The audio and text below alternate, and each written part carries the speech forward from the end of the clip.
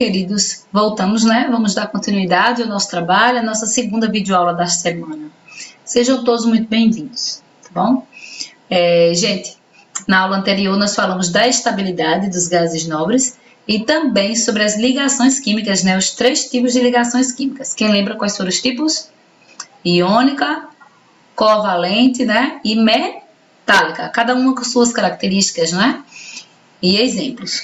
Agora nós vamos dar continuidade, então vamos lá para o nosso livro, vamos dar sequência ao nosso estudo. E será feita falando sobre substâncias simples e compostas e estados físicos da matéria. Em nosso livro ele fica lá na página 139 e nós vamos até a página 143. Olha aí.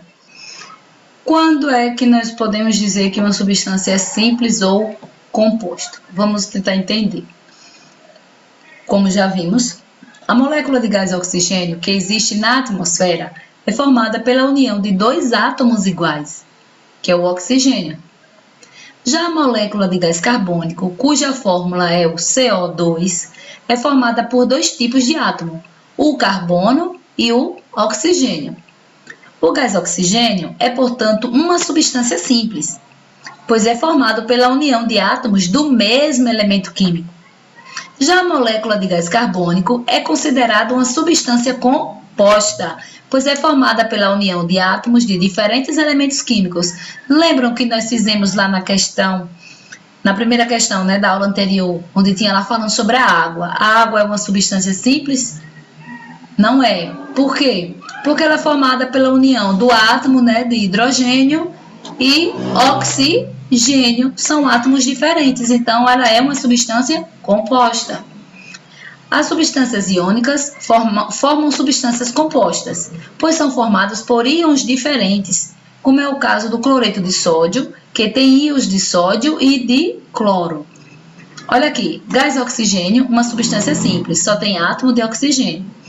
Já o gás carbônico, uma substância composta, porque tem átomos de oxigênio e átomo de carbônico, certo? Então, são 2 tipos diferentes. Vamos lá. Deu para entender, né? O que é substância simples ou composta? Simples, formada por apenas um tipo de elemento, né? Átomo, um tipo só de átomo. E composto quando é formado por 2 átomos, né? Diferentes, assim, de diferentes elementos. Você já sabe, né? Agora vamos falar dos estados físicos da matéria. Quem está lembrado dos estados físicos? Lembre lá, sólido, líquido e gasoso. Você já sabe que a matéria pode se apresentar em 3 estados físicos, que é o sólido, líquido e gasoso. 3 estados físicos têm uma explicação aí. Ó. Outros tipos de estados da matéria, como o plasma, serão estudados em níveis mais avançados da física. Então, lá quando vocês estiverem no ensino médio, vocês, pode ser, né, que vocês ouçam falar, ou numa graduação. Vocês vão falar desse estado que é o plasma. Mas, por enquanto, a gente só fala nos 3 estados, sólido, líquido e gasoso. Olha aí a imagem, essa imagem da vila do Gokyo, no Nepal. Evidenciam-se 2 estados de agregação da matéria, né? O líquido no lago, a água aí líquida, e o sólido na neve e no gelo. O vapor de água está presente no ar, mas não é visível, né? Mas nós sabemos que ele está aqui. Agora, você saberia explicar que diferenças existem na organização das moléculas ou dos átomos em cada um dos 3 estados físicos? Será que são iguais? Será que eles se organizam, se comportam da mesma forma em qualquer estado físico? Vamos partir de aspectos macroscópicos, que podem ser vistos a olho nu. A observação de situações cotidianas nos mostra que existem diferenças entre as características dos materiais sólidos, líquidos e gasosos. Um sólido, como um pedaço de mármore ou uma barra de ferro, tem forma e volume definido. Está lá uma barra de ferro, ela está lá naquele formato e não vai ser mudada. Não teremos facilidade, por exemplo, em modificar o formato do mármore se o pressionarmos. Então, a gente vai lá apertar, vai bater e ele continua na mesma forma dele. Já um líquido como a água também tem volume definido, mas sua forma varia de acordo com o formato do recipiente que ocupa. Então, o volume é a quantidade, né? Se tem lá 1 litro de água, Se eu colocar numa garrafinha, ele pega a forma da garrafinha. Se eu colocar num recipiente largo, ele vai pegar a forma do recipiente largo. Enfim, não importa, né, a forma do recipiente, ele terá o formato dele, do recipiente. Por sua vez, os gases, como o ar atmosférico, não têm forma nem volume definidos, diferente do sólido e do líquido.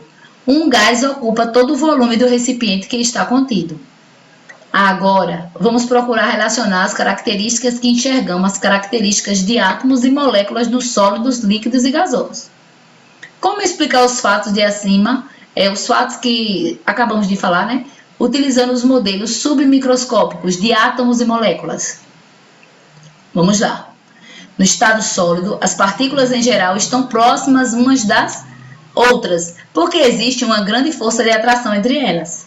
As partículas que formam material em estado sólido não podem se movimentar. Elas apenas vibram em uma posição fixa. Isso explica porque os sólidos não mudam de forma com facilidade, como acontece com os líquidos e os gases. Olha aqui o formato. Olha aí, as partículas que formam o sólido, o cobre, elas estão aí unidas e elas nem se mexem, elas não conseguem sair, né? Sair do lugar para se mexerem. Então, o movimento não acontece. Já no estado líquido, as partículas se movimentam mais livremente. Olha aí, mesmo próximas, elas se movem, quando comparadas ao estado sólido, podendo deslizar umas sobre as outras. Essa fluidez permite os líquidos assumir formatos variados. Então, como as moléculas, né? As partículas estão podendo se movimentar, permite com que os líquidos façam, né? Acompanhem o formato do recipiente. No estado gasoso, as partículas movimentam-se ainda mais livremente. Então, observe aí, ficando mais distante uma das outras do que as partículas de um sólido ou de um líquido. Por isso, um gás não tem forma e volume definidos e pode ser comprimido e expandido, isto é, seu volume pode variar com o aumento ou a diminuição da pressão sobre ele. O calor e as mudanças de estado. Gente, com relação ao movimento das moléculas, né, vocês perceberam, né, a diferença em cada estado, né? No sólido elas ficam bem unidas, não conseguem se mover. No líquido elas se movem já bastante. E no gasoso elas se movem ainda mais, elas são totalmente livres. O calor e as mudanças de estado. Quando se fornece energia na forma de calor a um corpo, suas partículas começam a se movimentar mais rapidamente, pois passam a ter mais energia. E essa agitação das partículas que determina a temperatura de um corpo, como vimos no 7º ano. Você também viu que o fornecimento de energia na forma de calor pode provocar mudanças no estado físico da matéria. Sabe também que a mudança de estado sólido para o líquido é chamada fusão e que o fenômeno inverso é chamado de solidificação. A passagem do estado líquido para o gasoso é chamada vaporização, que pode acontecer por ebulição, por evaporação ou por calefação. E o fenômeno inverso é a condensação ou liquefação. Cada passagem, né, cada mudança de estado tem um nome. Vamos ver o que acontece com as partículas de uma substância durante as mudanças de estado físico. Veja aí na figura a diferença entre a organização das partículas no estado sólido, que nós acabamos de falar. Elas estão bem próximas, né, apenas vibram. No estado líquido, elas já se movem. E no gasoso, elas ficam totalmente livres, se movem mais ainda. E o aumento da temperatura. Olha, gente, de acordo com o aumento da temperatura, elas se livram, elas ficam mais livres ainda. Agora vamos ver o que ocorre com a água durante as mudanças de estado físico. Ao contrário do que ocorre com a maioria dos materiais, a água aumenta de volume na mudança de estado líquido para o sólido.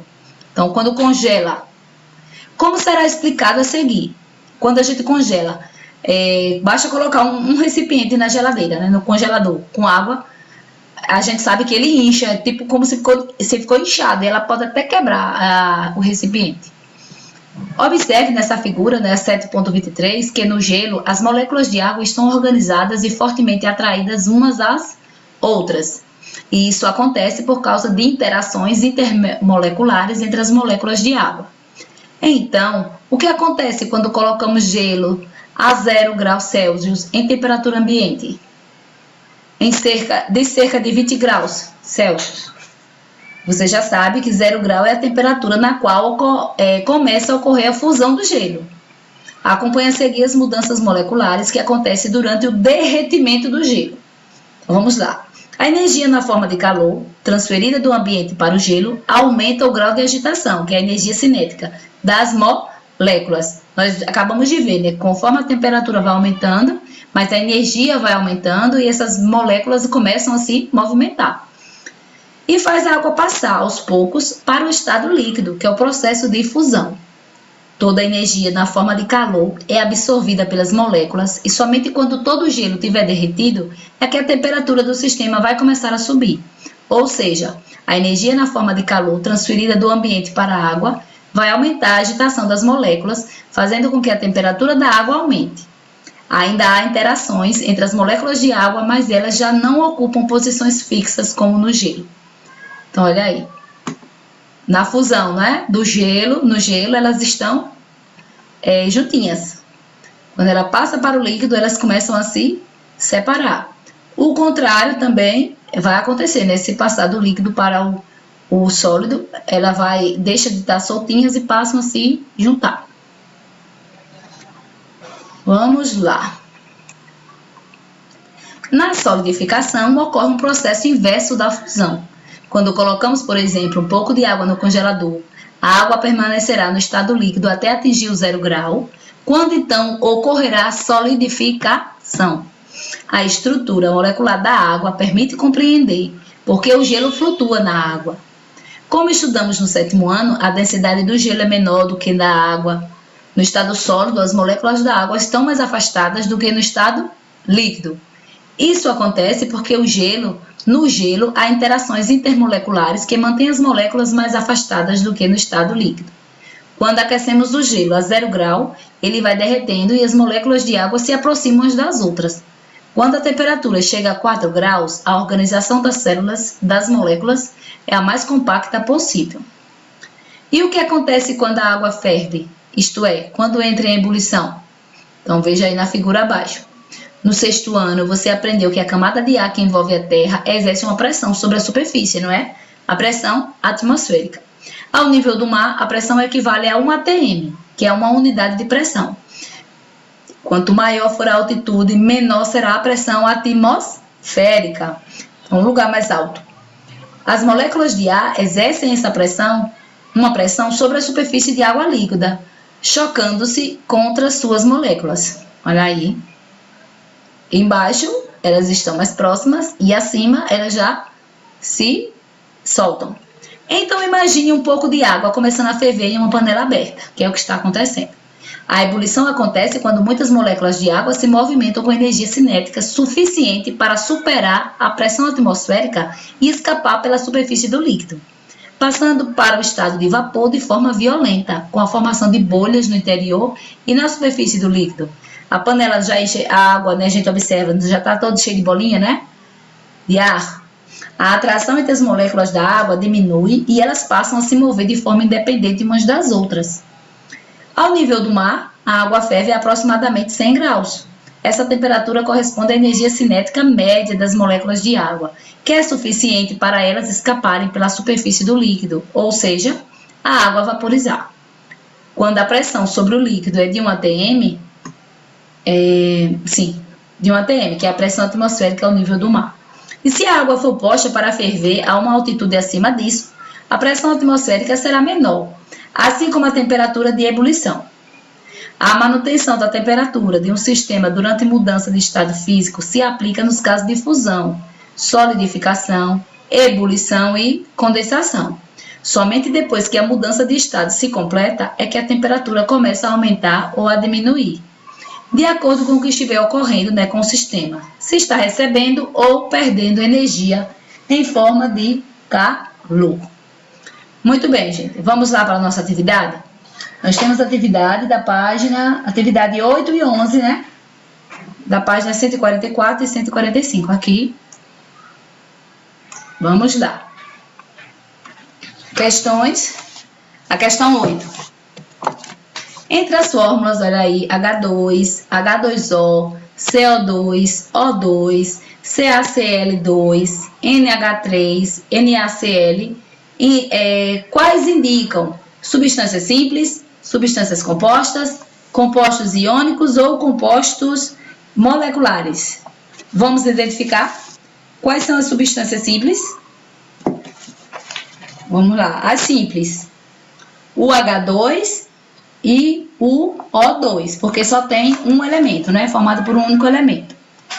E as substâncias compostas? São aquelas formadas por mais de um elemento, né? Então, o H2O, o CaCl, o NH3 e o NaCl. Quais são os compostos iônicos? O CaCl2 e o NaCl. E a última pergunta, os compostos moleculares. O H2, H2O, CO2, O2 e NH3. É a resposta da questão 8. Então, a questão 11, vocês vão responder com a ajuda do professor da turma, certo? Então, se vocês tiverem dúvida, não deixe de procurar por ele. E tenham todos uma excelente semana. Boas aulas, né? Aproveitem bastante. Fiquem com Deus.